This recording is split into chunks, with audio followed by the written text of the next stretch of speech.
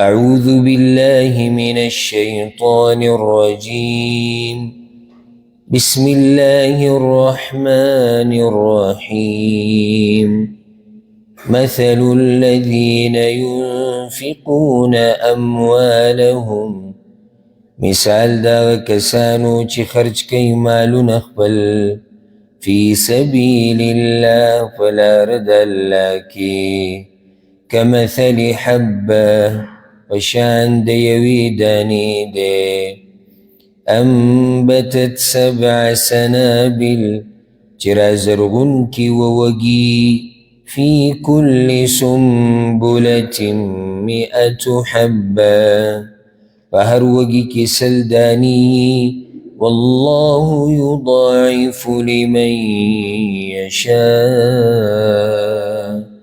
او اللہ دو چند کی چال رچی وغواری واللہ واسع علیم او اللہ پراخ پزل والدے پوہ دے دے انفاق طرف تا ترغیب دے چل اللہ پلار کے مال لگوا او پا دی سر چی دینو گٹا دا دنیا و دا آخرت کامیابی دا دنیا و دا آخرت اگر ترلا سکی مثال بیانی دا آغا چا دا صدقی یا دا آغا چا چی آغا دا اللہ پلار کے مال لگے مثل الذین ينفقون اموالهم فی سبیل اللہ پلار دا اللہ کی دا مثال دا آغا چا دا پارا نرے چی آغا مال دا ریاکاری دا پارا لگے دا مثال دا آغا چا دا پارا ندے ند آگا چا پا بارکی دے آگا چی آگا دا مال پا دی لگئی چی دا یو بدل دے پا ما باندی دے و کسا وگا پورا کوم ند دا مال دا شہرت تا پارا لگئی چی خلق ہوئی چی دا دیر سخی دے دا دیر غانی دے ند دی دا پارا چی تصویرانو ویڈیوگانو کراشی او خلق کی صفتو کی نا مثل الذین ينفقون اموالهم فی سبیل اللہ بلار دا اللہ کی یعنی دا اللہ دا رضا دا پارے لگئی بیدکتا غزے ونخو نا فی سبیل اللہ عام خبر دا ہر ذکی چی ولگو چی دا اللہ دا رضا دا پارے کمثل حبہ دا دی صدقی مثال دی سلے لکے یو دانا انبتت 7 سنابل او دا یو دانا رازرگونی ووگی یو دانا دی ورواد چولا دا گینا ووگی رازرگون شو او پا ہر وگی کی سل دانی تھی دا شو وسوا او حدیث کی رضی نیکی پلس چند دا وسو ترسی اللہ دا دینم زیادتے دلتم اللہ دا کا خبرو کرو واللہ یضاعف لمن یشاء اللہ دو چند کی چادر چوبر چال دینم زیاد اجر ورکی دا ہر دینی خبر دی که دن نرالا چی تا یو روپی ولگی نو اگا وسو چندو تا اللہ رسی دا غین دلم زیادتی او بار بار منگ دا خبره کو چی دا آغا تجارت تے چی دی کی تاوان بالکل نشتی او دا غصه تاوان نده چی سروی زمان خو کمی شوی یو خدا چی رتانه چی کمی شوی دام دا اللہ مالو یعنی ستا سخپل مال خو نده ستا وون او ستا بیین پا منس کی لگ وقت پور اللہ تا مالک کری اخیار سڑے گو رسو کی اخیار سڑے دا خبر یاد ہے استاد یو کس ہوئی چی دا گاڑے اسی مثال دا گاڑے توالا دیو ابتی دا پارا چی سپی کے کوا اب تا بعد بمال راکے دا اب تا مخکستا اونا اب تا بعد بمستا نئی اخیار سڑے آگا دے چی دی اب تا کی دن ندین فائدہ والی ذکر چی اب تا بعد دن دا گاڑے تلو والا دا خلا بیام وقت معلوم دے مودہ معلوم ہے چی اب تا بعد تلو والا دا مال چی زمان سر کم دے دا اللہ مال دے دا زمان نو او زمان بنیی مخیم زمان نو روان وقت کم دا زمان نی اس آگا لگ وقت چی اللہ منگ لرا کڑے دے و خیار آگا دے چی ہم دقا مال چی اللہ والا ور کڑے دے دا دین فائدہ والی و دا آخرت تولی کی زکی چی وقت روان دے چی دا سر بدا مال نی دا و خیار توب شو دومر اللہ رب العزت تعالی اجر دے رہے اس دا اللہ مہربانی دا ذکروی واللہ واسع علیم اللہ پراخ فضل والد یو شی اللہ مال را کڑے دے وغم دا اللہ پلار کی ولگو چاگت دے پا اصل کی دا اللہ واللہ پی مال اجر راتے دا خود اللہ رحم دے دا خود اللہ کرم دے ما څه داسې شی خو نه دی لګولی چې هغه ما پیدا کړی دی او ما جوړ کړی دی او بس زما شخصي دی او زما د پوخانه و او زما به د همیشه دپاره وي نه. علیم الله پوهه دی. پوهه یې ولې وي چې الله پوهه دی په دې چې څوک دا مال د الله په لار کې لګوي او څوک یې د الله په لار کې نه لګوي. او الله په دې پوهه دی چې د چا دا مال پاک دی د قبلولو لایق دی او د چا دا پلیت دی د قبلولو لایق نه دی. او الله په دې پوهه دی چې د چا دپاره 200 چنده کې او د چا دپاره د هغې نه زیات کې او د چا دپاره کم کې. الله په دې هر څه باندې په خپله پوهه دی. په دې اوس ډېر مثالونه بیانېدی شي او دا خبره به رانه اوږده شي او واضحه ده، ډېر وضاحت ته ضرورت نشته. او شان د دغه خلکو بیانوي هغه اوچت مؤمنان چې د الله په لار کې مال لګوي او د هغوی د صدقو دې حال ته ګوره. الذين ينفقون أموالهم في سبيل الله، هغه کسان چې خرج کوي مالونه خپل په لار د الله کې. دا د نیکانو خلکو اوچت صفت دی اولنی چې دوی مال لګوي د چا په لار کې؟ د الله په لار کې. ګوره دا خبره یاده کوي، حدیث کې راځي چې د انسان قدم د قیامت په ورځ د هغه وخته پورې د خپل ځای نه نشي خوځېدی چې څو پورې ته د یو څو خبرو تپوس نه وي شوی. او به کې یو خبره دا دی چې مال دې د کوم ځای نه ګټلی دی او په کوم ځای کې دې لګولی.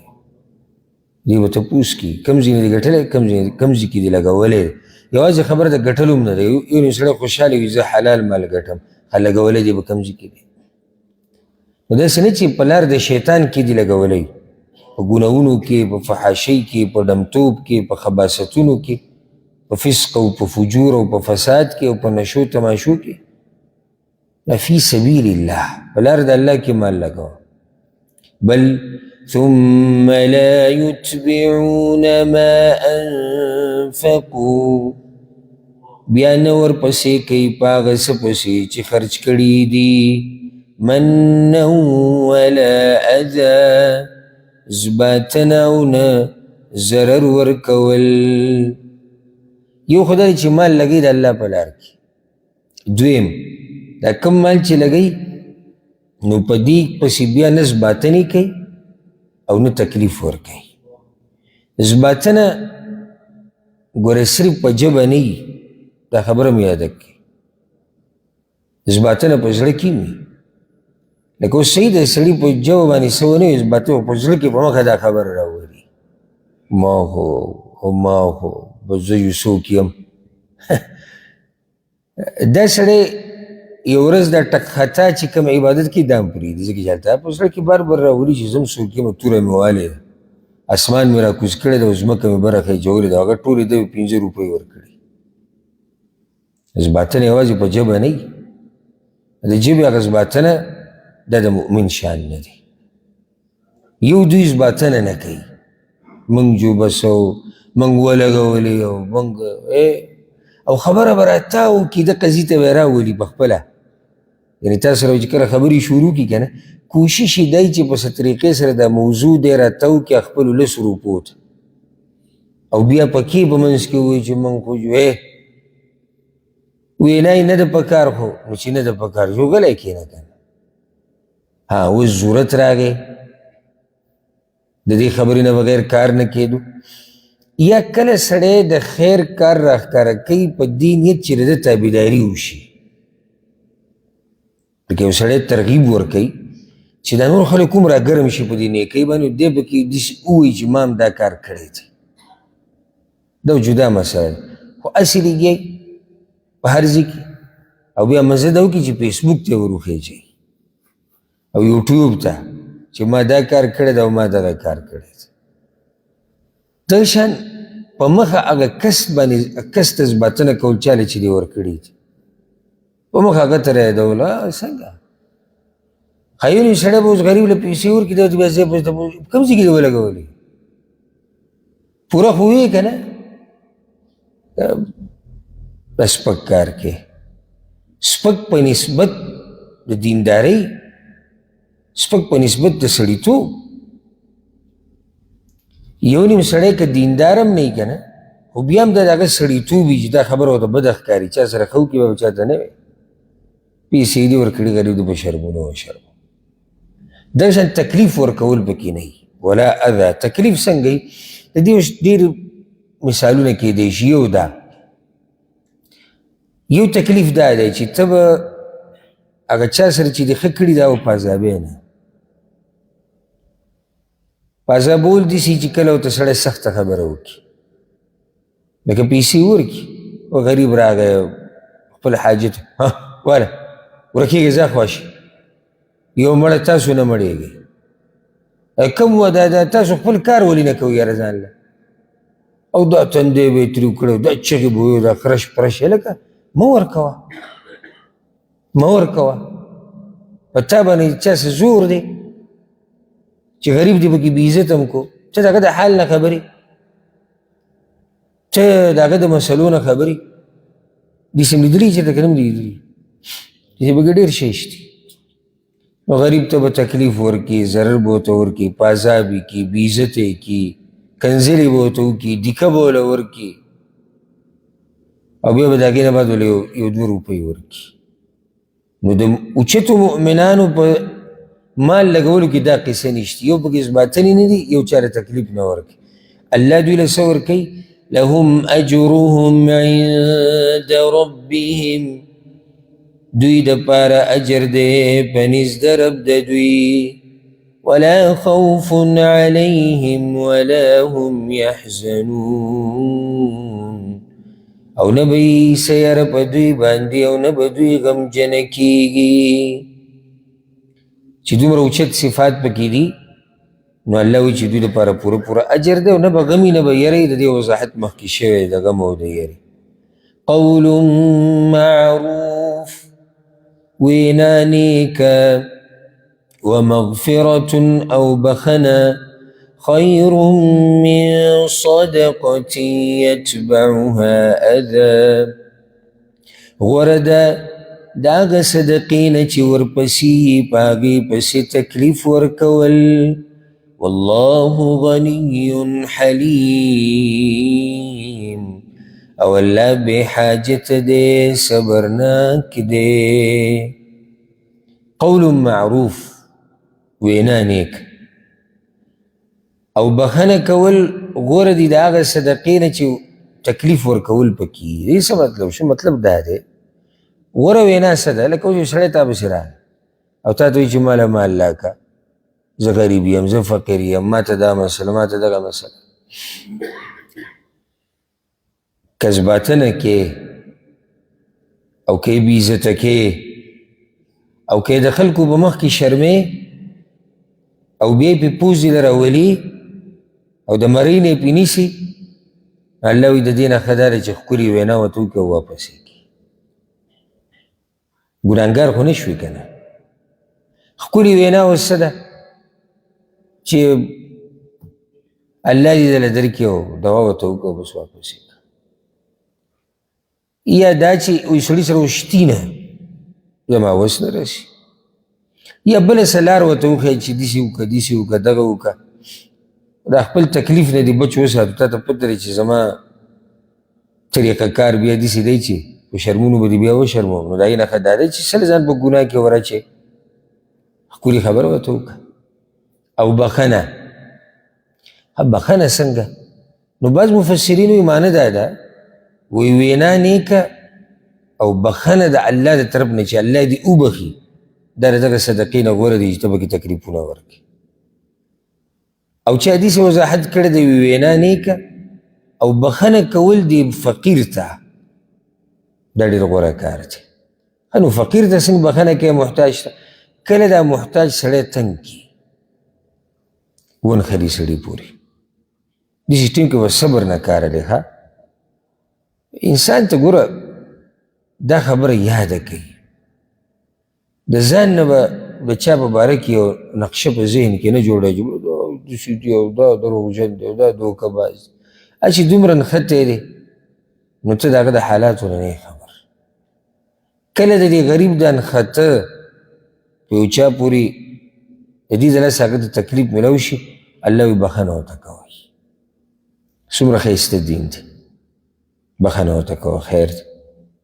او کله هغه داسې هم وکړي چې دا غوښتونکی سخته خبره هم وکړي سړي ته ته به ورته بښنه کړي دا نه چې ته ورسره هم راولګې او ځکه چې هلته ته به د خپلې صدقې سوچ کوې چې دا ضایع نه شي د هغې دپاره به ته رټې هم دی نه سختي به ورسره هم نه کې او زباتنې به هم نه کې نو دا د هغه صدقې نه غوره دي چې په هغې کې تکلیف ورکولي کم سے کم د څه نه بچ شوې د ګناه نه خو بچ شوې که نه ځکه ته چې کله تکلیف ورکې او زباتنې کې نو مال د نه لاړ ثواب پرېږده الټه ګناهګار هم شو تاوان د پاسه تاوان دې وکړو الله وایي د دې نه ښه دا دی چې ښکلې وینا ورته وکړي او بښنه ورته وکړي ګوره اوس د الله دې نومونو ته وګوره او صفاتو ته والله غني او الله بې حاجته دی دی ولې دلته وایي د دې دپاره د هغه چا ته خصوصا چې کم خلک صدقې ورکړي او بیا زباتنې کوي الله وایي ما ته ګوره دې ضرورت نشته تا خو ځان داسې غوسه کړی دی لکه الله سره چې دی احسان کړی 15 روپۍ به ورکړي 10 روپۍ به ورکړي 100 زر به ورکړي بیا به یو ابتر د ده مخې له نه ورځي ځکه چې وایي صاحب غوسه دی صاحب 1000 روپۍ ورکړي دي غوسه دی نو ده ښه د چا سره کړي خو د خپل ځان سره یې کړي الله سره خو دې نه دي کړي والله غني الله بې حاجته دی الله سره خو خزانې د ځمکې او د اسمانونو دي که وغواړي په ده به یې بندي کړي نو ځکه یې دلته دا نوم راوړو حلیم صبرناک دی الله صبر کوي بندګانو ته نه یې رانیسي په عذابونو باندې موقع وله ورکوي نه یې رانیسي په ګناهونو باندې موقع وله ورکوي بار بار د توبې ولې دا نوم دلته راوړو الله موږ ته وایي چې ګوره زه خالق یمه مخلوق ته صبر کوم نو مخلوق به مخلوق ته څنګه صبر نه کوي که چېرته دا محتاج او دا غریب او فقیر سختی وکړي یا تا پورې ونښلي یا یو دوه خبرې زیاتې وکړي ته صبر کوه ته صبر کوه الله چې خالق دی د هغه دا صفت دی ته خو مخلوق یې ته خو بیا صبر کوه او صبر به لازم کړي ځکه یې دا دلته راوړو اوس الله وایي خپلې صدقې مه بربادوئ په ریاکارۍ سره او په زباتنې سره او په تکلیف ورکولو سره يا أيها الذين آمنوا إيمان ولو لا تبطلوا صدقاتكم ما بربادوي صدقي خپلي بالمن والأذى فزباتنا وبا زرر ورکولو سرا دا مسله خو مشهوره ده وی په ګناهونو پسې چې نیکیانې کې ګناهونه ختموي خو دا ورسره نن بله فایده یاده که او کله داسې کېږي چې د ګناه د لاسه نیک عمل ختمیږي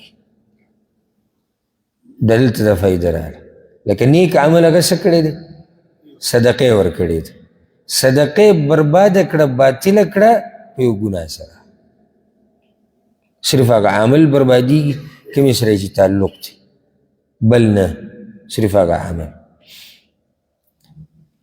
بالمن والاذى زباتنه او ضرر ورکول دې وضاحت مخکې وشو كالذي ينفق ماله رئاء الناس پشان دا هغه چا چې خرج کوي مال خپل دپاره د ښودنې د خلکو یعنی خپلې صدقې داسې مه بربادوئ لکه څنګه چې بربادوي هغه کس چې د ښودنې دپاره مال لګوي مطلب دا چې ریاکار انسان صدقې بربادي دي ریاکار انسان صدقه برباده ده ډېر کوشش کوئ ګورئ چې د ریاکارۍ نه ځان وساتئ خصوصا شیطان چې په نور څه کې په تا باندې زورور نه شي که نه نو بیا کوشش به دا کوي کله ته په مانځه ودرېږي که نه نو بس زړه ته به دا سوچونه راځي پلانه ته ګوري هغه ته به پته ولګي دی به دې صفت وکړي کمال لګې وګوره هغه دی ولاړ دی دغه د کیمره ده دا د تصویر دی داسې نور د خیر کارونه ځکه چې خبیث غواړي چې په څه طریقه ستا د عمل برباد شي او دا هغه پټ شرک دی. رسول صلی الله علیه وسلم وایي چې د میږي د قدمونو د اواز څومره غلی دی، د میږي د قدمونو د اواز څومره پټ دی او څومره غلی دی، دا شرک د هغې نه هم پټ دی. پوه پې سړی نه شي او هر څه یې برباد کړي. نو ډېر احتیاط کوئ. کم سړی چې اوس د اول سر نه مال چې لګوي د ده نیت د ریاکارۍ دی، دا عمل برباد دی مکمل. کله داسې کېږي چې د سړي نیت د الله دپاره وي، په منځ کې ریاکاري راشي، نو بیا دوه حالات دي. په منځ کې ریاکاري راغله، که ده دا ریاکاري دفع کړه، دیکه یې کړه، لکه زړه ته سوچ راغی پلانی ګوري، د بیا دا خبر رد کړه چې نه پلانی ګوري که نه ګوري زه خو الله له ورکوم. نو دا په دې منځ کې د ریاکارۍ دا سوچ راتله، دا دله نقصان نه ورکوي. ځکه چې هلته ابتدا هم په دې نیت و چې دی د الله دپاره کوي، منځ کې خبر راله خو ده اخوا کړه. او که چېرته دی دغه خبره ځان سره مخکې ویسي، ریاکارۍ که واقع شي، نو هغه کم وخت پورې چې د عمل خالص و هغه قبول شوی، دا قبلیږي. کم کې چې ریاکاري راله هغه نه قبلیږي. او دا به هله کېږي چې کله د عبادت نیمېدی شي، چې کله د عبادت نیمېدی شي. اوس یو عبادت داسې دی چې هغې کې برخې نه جوړېږي، نیمېږي نه، هغه عبادت نه. اوس نیمې لکه مثال در درکړم، یو سړی دی هغه 200 روپۍ رااګستې دي چې دا زه ورکوم د الله په لاره کې، سل یې ورکړي، خالص نیت یې دا و چې الله دپاره ورکوم. بیا د ده په زړه کې راغی چې یاره پلانی یم دی، الله نه یم دی، خلک به وایي چې دا سخي دی او داسې دی او دغه دی، او بیا یې 100 روپۍ ورکړې دې دپاره، هغه اولنۍ 100 ته قبلېږي. خو چې کله د ریاکاري د ځان سره مخکې وچلوله او بوی تله، نو د دې نه بعد چې ده څه ورکړي دي هغه برباد دي. پوه نه شوئ تاسو؟ بس د ژمي خراب کړي خو نه، نن ژمی ډېر د یخ ډېر داسې نه اوږده کړي یې. کله چې یخ ډېر او سړی ګرم ځای کې کښېني که نه، نو بیا اکثر صحیح اکثر اوږده وي. داسې نه زه ګورم چې یاره یاران ما ته ګوري او هغه سترګې کولا وي، او کله سړی داسې اوږده کېږي چې سترګې کولا وي او اوږده پروت وي. نو ریاکاري چې منځ کې راشي د هغې بیا دغه وضاحت دی.